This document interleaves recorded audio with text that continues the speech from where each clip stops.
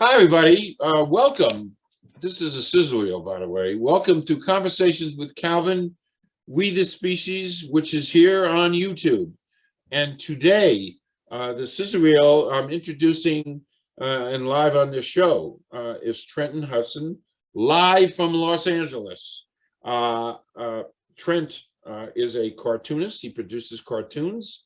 Uh, RiOT Comedy brand, and he's a comedian, and he's worked with Comedy Central, Showtime, Kevin Hart's LOL network, and he also owns a coffee company, coffee which is made out of dates. And talk about an interesting guy. And he's also last birthday he jumped out of an airplane. And that's the end of the sizzle reel. So tune in and stay here and watch this show. And now I'm coming right to you, Trent. And how about starting out with where you came from, which is an amazing place in my book. Take it away. Yeah, absolutely, man. First of all, thank you for having me. So happy to be here doing this podcast with you. Where I come from, I came from Missouri, just a small town kid who just, happened to have some dreams and wanted to chase them. I grew up in a tiny town in the middle of nowhere with like 1,200 people. It's called Wellsville, Missouri. No one's ever heard of it who doesn't live within 30 minutes of it. And even some of those people are like, what's that? But yeah, I ended up in LA and producing, just chasing everything I wanted to get and achieve. Okay. So I know you mentioned to me your graduating class in high school out there in Missouri was 37 kids. Yeah, tiny. So you graduate from there. Then you went to your home state university, right? Correct. Yeah, I went to University of Missouri, graduated in 2012 with a degree in journalism. Never used it. Never really wanted to. As soon as Why? Well, I realized going through that it's not something I wanted to do. So halfway through my sophomore year, up until this point, I wanted to be a sports anchor and work for ESPN and take that route, right? Don't like reporting. So I don't like going and searching for stories and not crazy about interviewing people. So if you don't like any of those things, it doesn't matter what field you're in. If you're in sports or whatever, you're not gonna like it. So I was like, I'm out of here. But so I changed my major to strategic communication, advertising, public relations. Luckily at University of Missouri, that's still in the journalism school. So it wasn't gonna slow me down with graduating. And that was like a big thing for me. I wasn't gonna stick around in school for more than 4 years. Halfway through my senior year, realized I didn't really like that either. But I was just kind of like, you know what, I'm just going to go ahead and graduate. I already went this far. I'll go ahead and graduate and I'll fall into something that I like. After I graduated college, moved to San Diego, worked as a financial advisor for a while. Didn't like that at all. Even though I worked with a lot of really cool people, great team around me, for a very large company, and worked with a great management team. I just didn't like the work I was doing. The day-to-day wasn't for me. So I literally, then and there, I decided I'm not doing this anymore. I'm going to make cartoons. And just like that. Just like that. I decided this ain't for me. I'm out. I'm going to make cartoons instead. Called my brother up one day in 2013 and was like, yo, you want to make cartoons? This is what I'm going to do. I want to make cartoons and do comedy. And he was like excited. He was like, yeah, man, I've always wanted to do cartoons. And that was the beginning of it. We figured out what software we needed to get to make cartoons with, and got a Best Buy credit card and maxed it out with a few computers and and got to work, and it paid off. And we started putting stuff out on YouTube twice a week, every week for a while, and that paid off really fast, and it led to a deal with Comedy Central. Wow. So for the people that are watching this live and or not live, but have the video too, and not just audio, there's a poster behind me, says The Lounge on it, and it's got all these characters on it. So that was the original show, the first show we made, and put it on YouTube. And after like 6 months of being on YouTube, Comedy Central picked it up, and we did 2 seasons with them on their digital outlets for a couple of years. So yeah, it blew up really fast, and things like a ton of hard work over that course of time. And we, from the time we decided we were going to make cartoons to the time we produced anything at all, was a year and a half. And that was just learning animation software, learning how to write like kind of structure a script properly, even though that was still like super shaky. Everything was still like really bad by the time we started, but we just kept making more and more content. Everything just got better and better as we went. So it was something we just jumped in head first, took a year and a half to learn, and then started producing content, and it paid off. And so many things, so many great things have come out of that. But that first initial like grind was 6 months of nonstop work, little sleep, not making time for anything except this. We were working jobs at this time. We were bartending at a couple different restaurants, and when we weren't there, we were animating. We were sitting in front of the computer writing, making jokes, and doing animation, and we did pretty much nothing but that for 6 months and neglected everything else. And for better or for worse, Wow. but yeah, it turned into So something great. And now you're we have. self-taught, right? I mean, you're Yeah. Like when I say we were learning animation, we were teaching ourselves. We were just watching tutorials on YouTube, and the website that we got our software from, we were watching their tutorials. They had like 100 hours of tutorials on their website for how to use their software. But yeah, no background in this. We got this animation software and had no idea how to use it. We were starting from scratch. So that's why it was a year and a half before we put anything out, because it was a year and a half of just learning. A lot of work. So, but yeah, self-taught. Never, none of us went to school for animation, art design. None of us went to school for theater, film. None of us knew how to write a script. The only thing we knew was how to be funny, and that was it. And everything else we just had to figure out as we went. So to me, it's a wow. What I mean, Mhm. the energy that you expended in the perseverance. I mean, uh, these are great attributes, and it's going to take you all kinds of interesting places, and it already has. Um, who who would you say, kind of jumping into your psyche? Who would you say are some of the biggest influencers in your life? People who, role Mhm. models, influencers.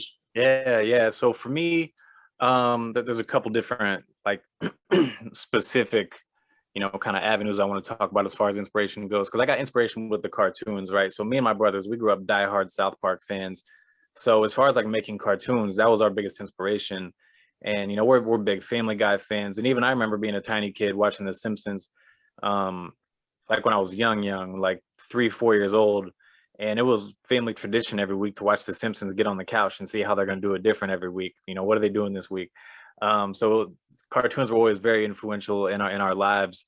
And so yeah, as far as like the work that I do, that's a huge influence. As far as just my psyche and what motivates me and who I find inspiration in, I love, I don't love anything more than like a good rags to riches story. I grew up a big fan of hip hop. I love Jay-Z, Diddy, those guys who have those rags to riches stories, that came from nothing and made it to the very top.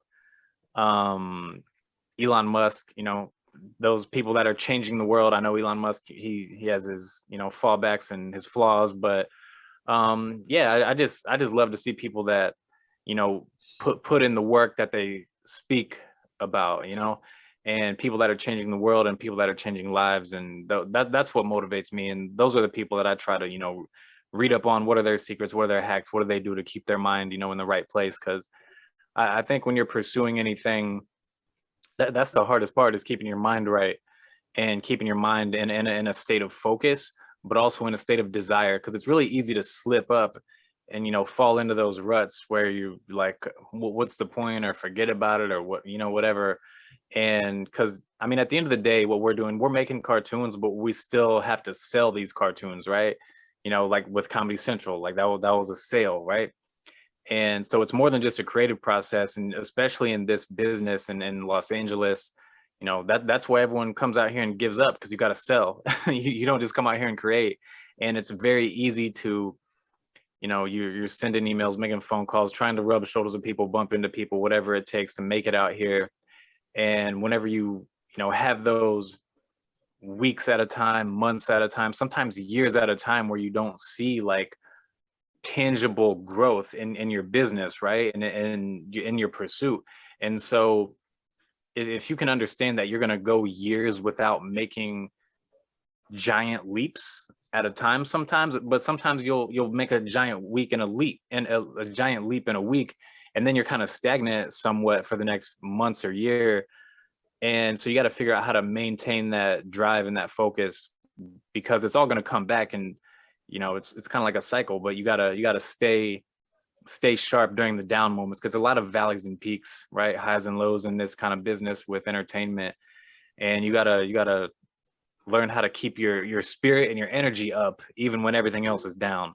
And that, I think that's the hardest part. That's been the hardest part for me. But luckily I got a good team around me, and try to surround myself with other people that are doing other good things, and I find motivation in what they do and the work that they put in. So yeah, I just try to kind of surround myself with the people that I want to be like. And that's a huge thing for me, is being around the right people, reading the right books, consuming the right music.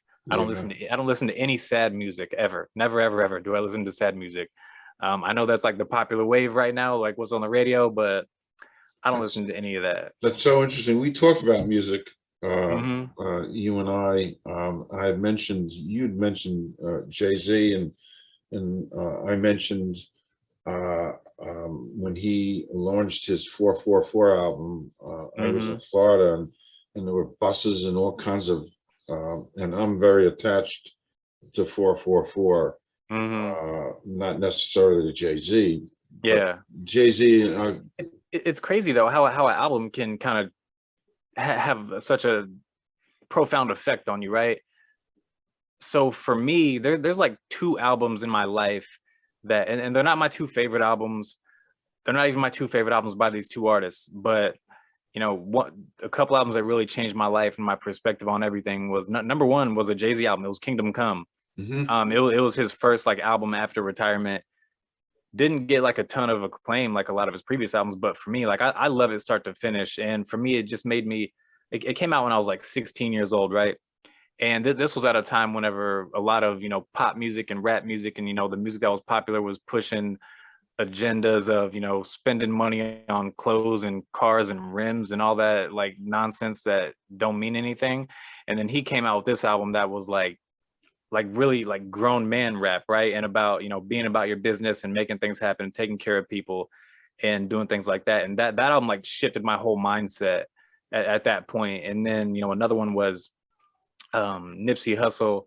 He released this album called Crenshaw, and one thing he did that really like I loved about it was he sold it. He printed up 1,000 hard copies of his CD, right? And this is in like 2000, I don't know, probably 11, 12, I don't know. But this is still a time in the digital age when it's damn near impossible to get people to buy music. Printed up 1,000 copies, sold them for $100 a piece. wow. Sold them all. Wow. And I think there was like either a concert ticket or something, some sort of merch involved with it. But still, I mean, you made it a quick 100 grand like that from selling this album. Wow. And that album for me, not just the way he promoted it and marketed it, but what he talks about on the album was really kind of like a blueprint for me in how to like hustle the right way in entertainment and make things happen. And honestly, that album was like a huge inspiration for me to pursue cartoons and comedy. If that album doesn't come out, I mean, I think I would have still gravitated towards this, but it may have taken a year or two longer. Who knows what would have happened, But that album for me was just like a blueprint on, okay, how do you take, you don't have to become like the Trey Parker and Matt Stone immediately, but how do you, incrementally get there and just level up little by little at a time, right? And so, yeah, those two albums for me were like so profound in the way that, I think and make moves. Interesting. Somewhere I heard that music is one of the great gifts to mankind. And just like you get, so do I. And even before you and I jumped on this interview, I listened to a couple of songs to get me revved up. Oh yeah. I got a handful of playlists on my phone that are like, if I'm feeling like my energy's low or I need to get my mind right to get to work, I got a few playlists. I'm like, okay, I got to go put one of these on because this will get me where I need to be, Yeah. and you That's know, funny. put me in that mind state to make it happen. I'm the same way. That's so funny, Trent. Mhm. So now we're gonna go. It's almost like an alliteration. We started with cartoons. Let's talk a little bit about comedy. Mhm. Some of the comedy things you've done. And you're a comedian, and then we're going to segue to another C. Yeah, that's The been the interview of theme. C's. Um, yes. So yeah, I love doing stand-up comedy. I started doing it, years ago whenever I was living in San Diego after I graduated college. And it was something that like I fell in love with. It's nerve-wracking at the same time, but I love doing it. And I put it on like a pretty big hold for a while because I was really, really focused on the cartoons. I didn't have time to, write jokes, rehearse, and perform and do things like that. And especially I was living in St. Louis for a little while after I left San Diego, and their comedy scene there is like, I mean, decent. They got a couple clubs, but it's not like a place where you can go do comedy every night like Los Angeles. Um, so yeah, that was on hold for a while. And then, I started getting like really, really serious about it again.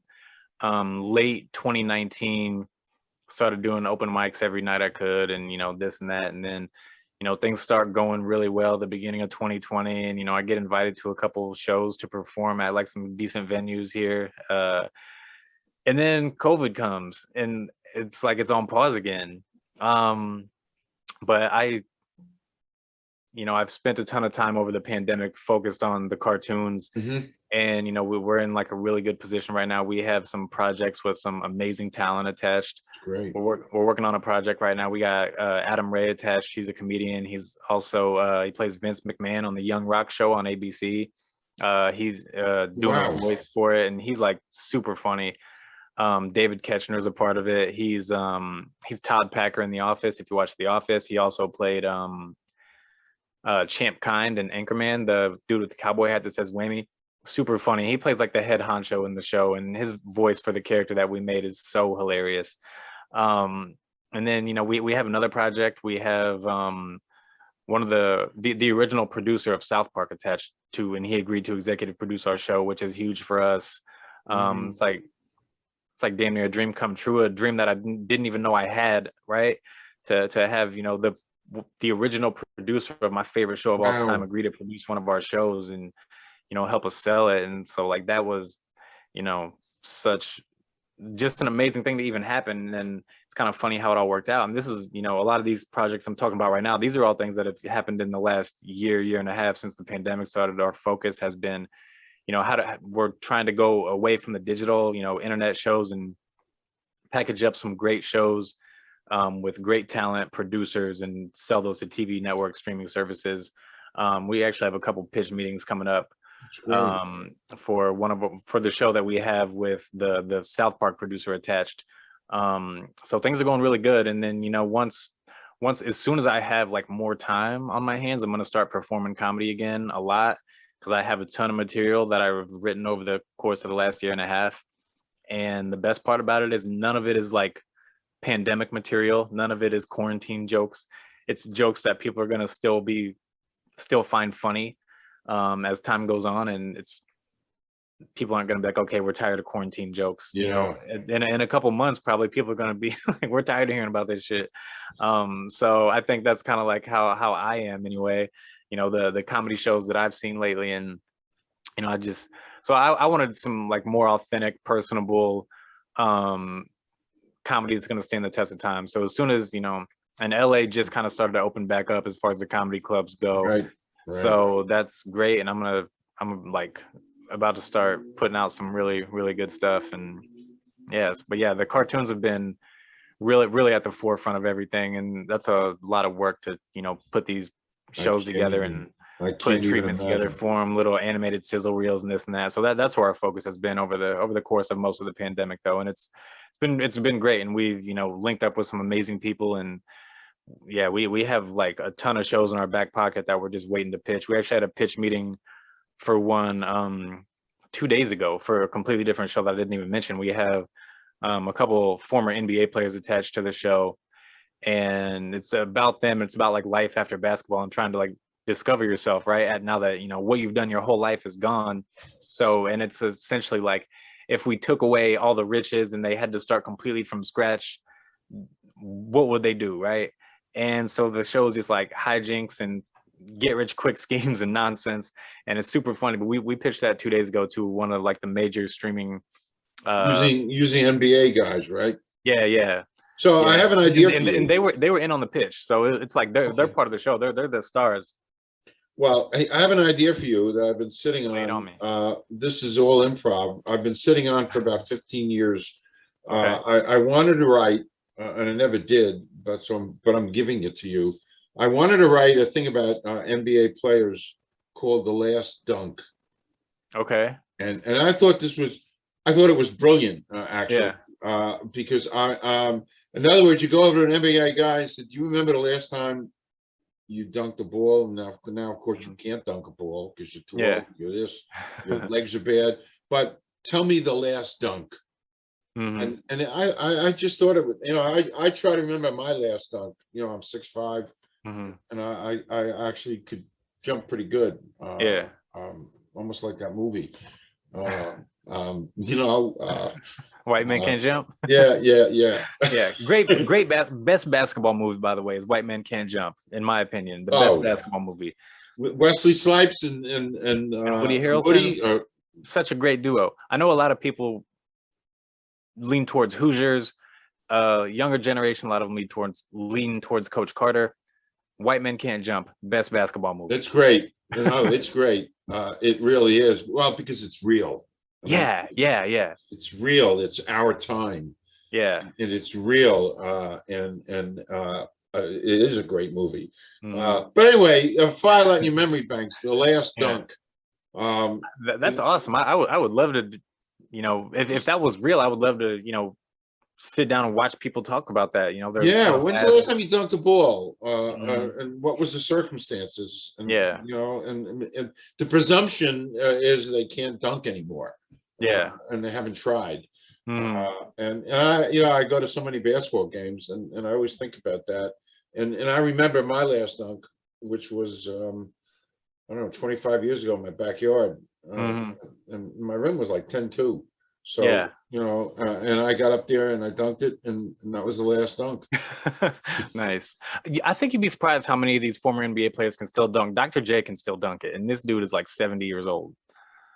Well, I'm more than 70, but Although Dr. J, he's kind of an anomaly because he's maybe the best dunker ever to some people. So he's a little different.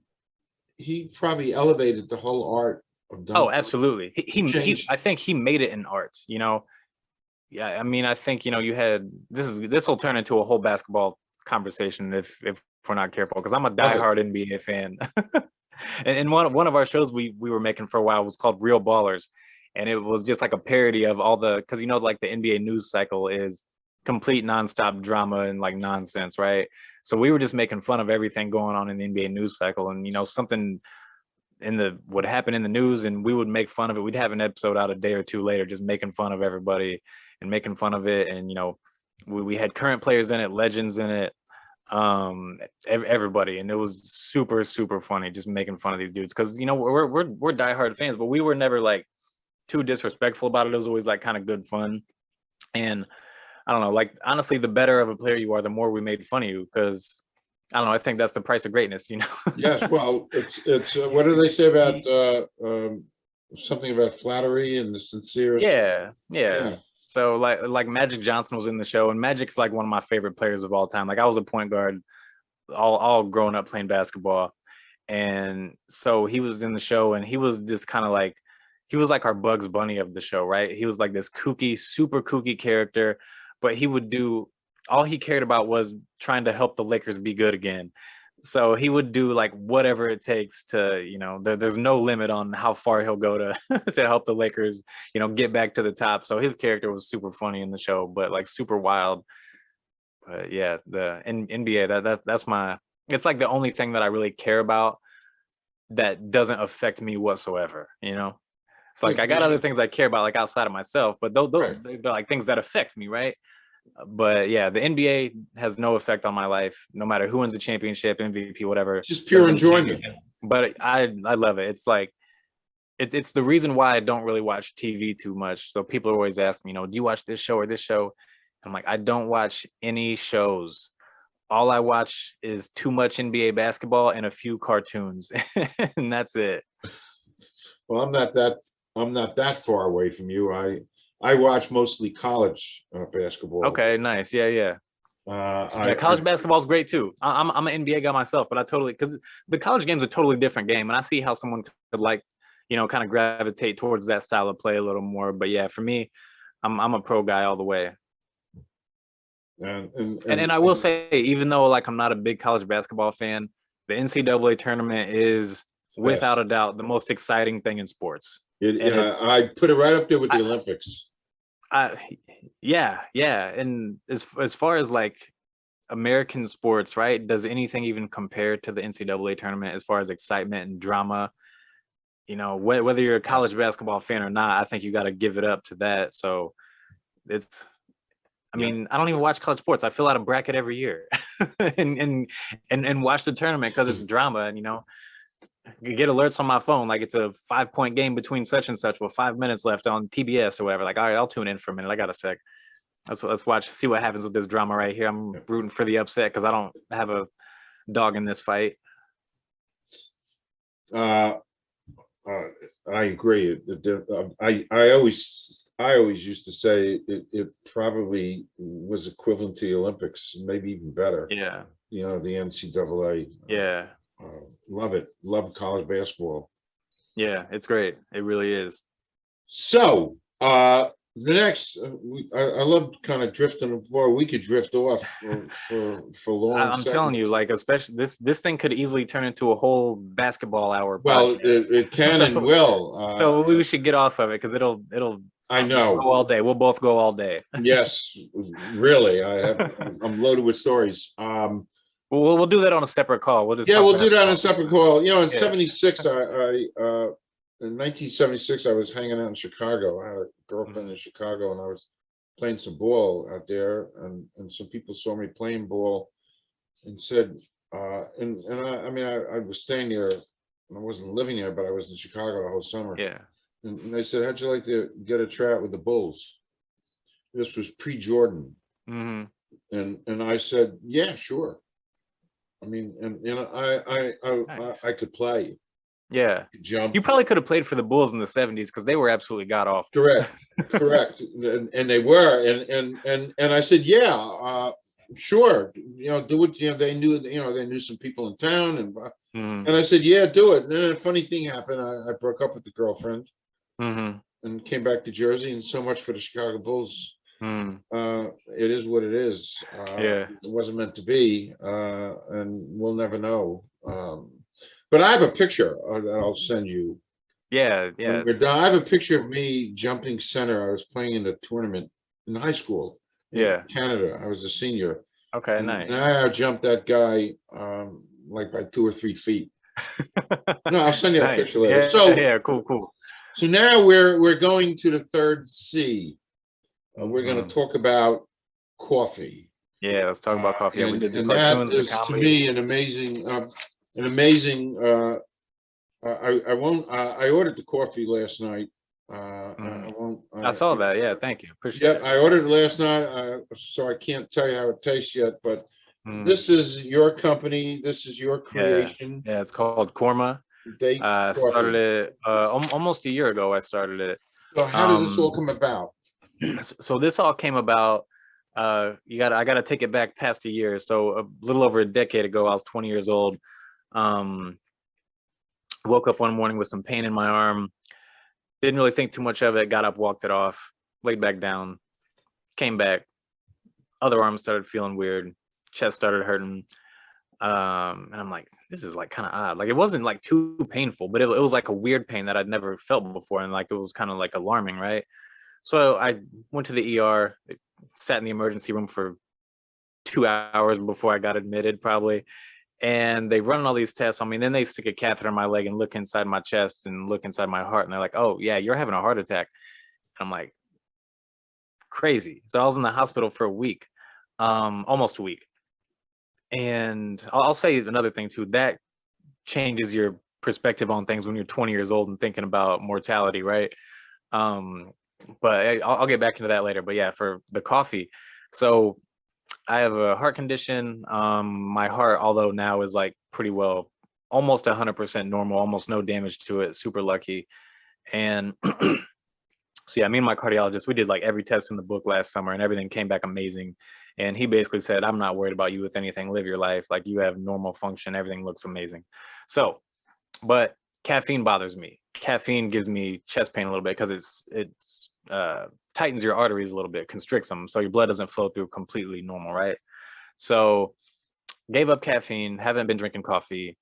And I also just kind of happen to be one of those people who looks for ways to recycle food or whatever it may be. So I eat a lot of dates and I found myself throwing away a lot of date seeds. So I'm like, what there's got to be something I can do with these and not just throw them away all the time because I'm eating a ton of them. And you can turn them into coffee. So I started making it for myself and got tired of making it for myself. Wanted to buy it in the store, couldn't find it. So it was kind of like, okay, here's an opportunity to fill that void. Because I know, if I'm looking for this, if I want this, there has to be a ton of other people that are, wanting something like it too, because damn near half of Americans suffer from some sort of heart disease, whether it's even something minor like hypertension or whatever it is. Plus all like pregnant women aren't supposed to drink coffee. So however many women are pregnant on a given day in America. My father's type 2 diabetic. His doctor recommended he quit caffeine. And all these other things too, like acid reflux even. So coffee is acidic. It'll like worsen your acid reflux. This isn't acidic. It's actually on the alkaline spectrum. So it's not going to do that for you. There's a ton of health benefits for you. It was like everything that I was looking for in my morning coffee routine. And it actually tastes really close to coffee. I haven't had any other coffee alternatives that taste that much like coffee. Some of them are really good, but they just don't taste like coffee. Yeah, super good for you. Ton of vitamins, minerals, antioxidants. It's great for your skin, your brain health. It's rich in vitamins, I think, like B3, B6, beta carotene, things that are like linked to like brain health and whatnot. Obviously heart healthy if I'm drinking it and making it. But yeah, it was just, I wanted to be able to have it for myself, but also, be able to help those other people that are looking for the same thing or something similar anyway, or, whether they shouldn't have caffeine or maybe they just want to cut back, live a little healthier lifestyle, whatever it may be. I just wanted to be able to fill that void for people because I know people are looking for coffee that tastes like coffee. That's not coffee, right?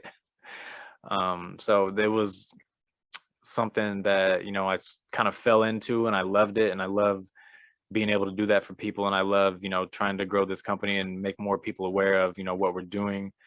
And yeah, so that's, kind of the little, Where'd the in a name come nutshell.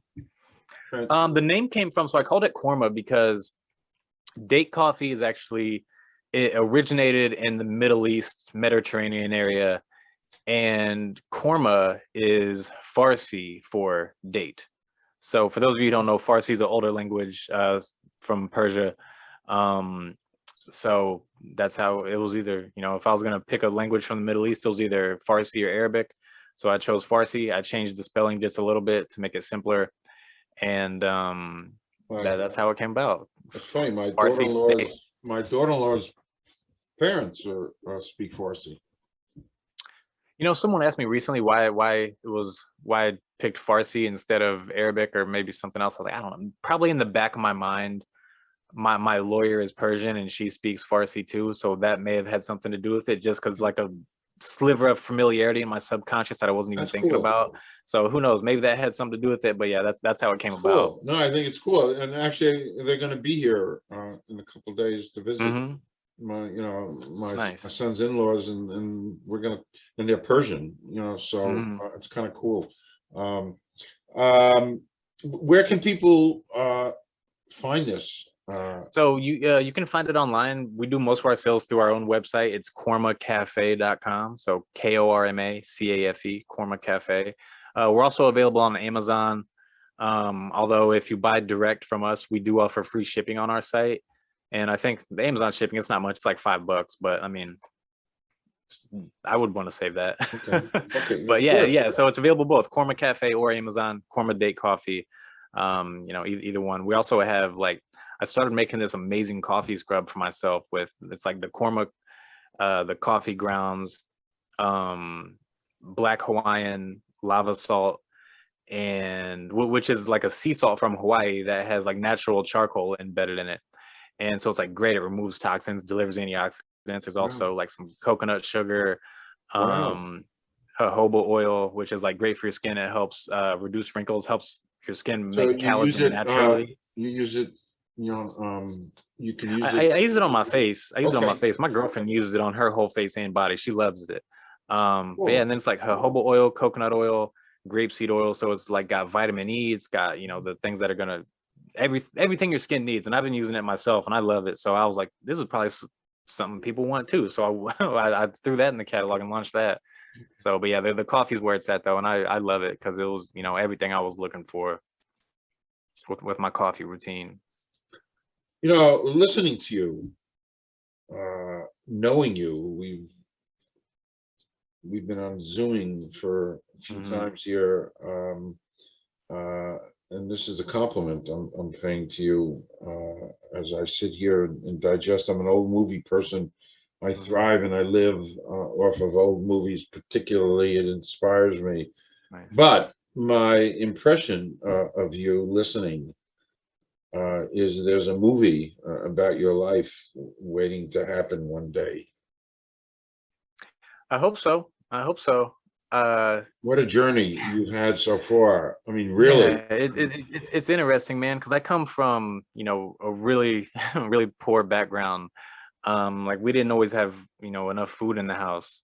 So I'm, you know, I think I may have told you I always just wanted to live a life that was like worth making a movie about because I always I Oh, grew up so poor. Like I had friends who had things, we never had anything. I had friends who went on awesome family vacations every summer, and every school year, first day back, you know, you're in elementary school, you go around the classroom. What'd you do this summer? Would you? Everyone's got stories to tell, and I never had anything to say. And I was never like, you know, some people react in a way that's like they envy the other people, so they want the other people to not have it either. But I was like, I want that too. Like I gotta have all that and more because I missed out on it. So I just want to like I have to go from the bottom to the top. I just want to live a life worth making a movie about.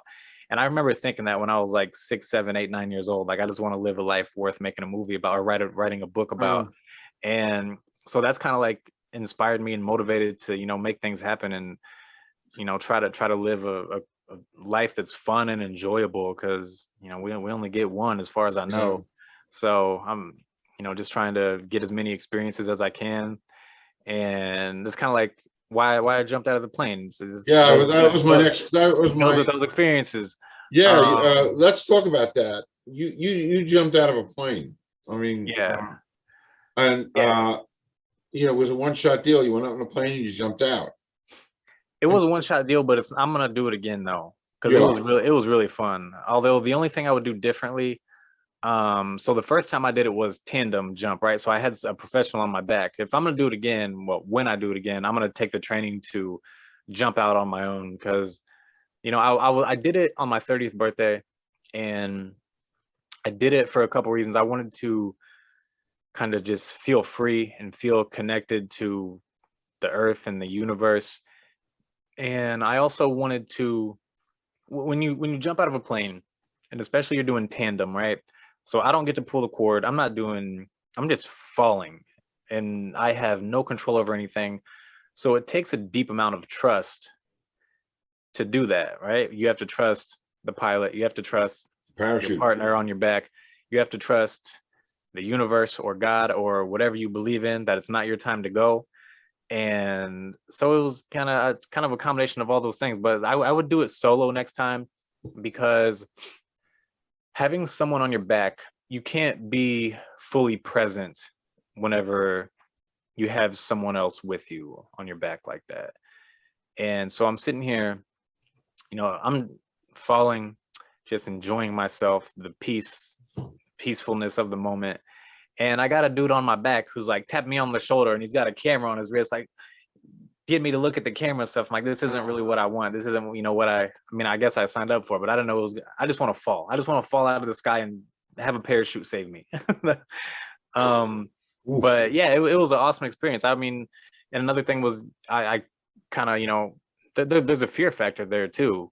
Jumping out of a plane it's like anything could happen. Parachute get tangled, maybe it doesn't deploy, whatever. Maybe the dude on my back thinks maybe he hates me and he wants to unbuckle me, separate from me. I don't know. But yeah, so it was just, a fear to overcome also. But for me, like I'm gonna go bungee jumping eventually. That for me is way more scary than jumping out of a plane. I have way more trust in a parachute than a bungee cord. I don't know why. I don't have any idea what the statistics are as far as safety goes for either one, but just my own psyche, I'm like, the bungee jumping seems terrifying. So that's why I have to do it. Wow.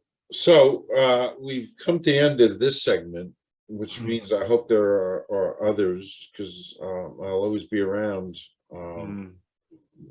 for you, and your stuff is growing. Your cartoons, your world is growing. My little world here on YouTube is growing, and my world will always be open to you, because I'm definitely coming back. I love hanging out and chatting. We've spoke a few times now, so yeah, it's just great it's stuff. always great conversation. So I'm definitely coming back. I'm gonna launch a charity, hopefully next year. Depends on how COVID goes. And come back. And I definitely want to. As soon as I launch the charity, I'm gonna do another podcast tour and go talk about it everywhere, because it's something that I think is a great way to spread love into the world, and have humans connect with their emotions and spread that joy around to other people. But I don't want to say too much about what it is, but it's an experiential thing. So we have to like fly people places to make these things happen, and just COVID is making things difficult because I wanted to start it in 2020, but obviously that's whenever all this started. So once things cool down a little bit and travel access is a little easier for some people, then that's definitely something that I already have my ducks in line. I just need to call my lawyer and be like, hey, start this charity. We can make it happen now. Well, and so as soon as we're in the clear, we're gonna do it. That's great. I'm here. We can help spread the word. I hope I keep growing with this. You will. You got a good pod. It's good. It's growing. And I'm so thrilled that we met and we talked about the universe. That's kind of how this all happens. It's same. The universe aligns you with the right people at the right time. And the next time we have an informal chat, I'll tell you about my connections with the universe. It's pretty cool stuff. Yeah, same. It definitely can't be made into a cartoon, but it's cool stuff. Yeah, it's funny because like you talk about the universe, like I can pinpoint like specific examples that just like led me down my path, and it's all things that are like completely out of my control, that pushed me to where I'm at right now. It's like this isn't like coincidence where I'm at. Like I failed at other things. I had accidents happen that pushed me towards this. Yeah, so it's like a crazy kind of weird thing that just it's a grand design. Exactly. A grand design, and we're not supposed to know it because we're not. That's part of the for sure part of the rules. And every once in a while, somebody on the other side breaks a rule and comes here and kind of touches us. And there's a ripple effect for sure through the universe for that. Yeah, and we could talk about that one day. I'm kind of really into that. Me too. I love physics and quantum physics. Quantum physics is the most like interesting thing in the world to me. Like for me, the most interesting topics is, in my own opinion, things that I'm interested in learning about is human behavior and quantum physics. Everything else is almost boring compared to those two topics for me. Like I love learning about how humans think and how the universe works. Like those are just. I have this picture behind my computer. Oh, nice. Yeah. It's Albert. Oh yeah. And I recognize those eyes anywhere. Yep. It's been about 15 years. It's been behind my computer. I marvel at him because he was doing all this relativity stuff in like 1900 before Google and before the internet. Yeah. And how does he comprehend that. I don't get it. It's crazy, right? So I've been actually I do some meditation during the week with a group of spirits that I'm kind of, and he's one of them, and I think it made a difference in my life. And I mean, he didn't. I meditate too, and I love it. I can't go back to not meditating anymore now that I do it. So it's I don't do it every day. I try to do it every day if I work it into my routine. Cause I get up at like 5 a.m. and I meditate, right? And then I do Wim Hof breathing, and then I hit the gym. Yeah, you told But me if I about ever that. yeah, I'm sorry, what do you say? You I told told me you about about that. Yeah, yeah. Went So home. that's like my morning routine. But if I oversleep at all, like sometimes I miss, you know, something, either the meditation or the breathing. But yeah, I try to do it every day. So it's something that it's We how. uh, we have this great commonality of thought and stuff. So Yeah. the best way to close this is to say to be continued. Yeah, definitely. To be continued, and to thank you, Trent, so much for your time. Oh, it was my pleasure. I For appreciate you the having me. repeat performance, and yes, please come back, and again, I'll send you a note when I'm done drinking this. Excellent. Can't wait to see what you think of it. Yep. So signing off. Thank you so much. Please come back, and For sure. we'll go from there. Thank you, Trent, and good Appreciate you, luck with Calvin. everything. Thank you. You too.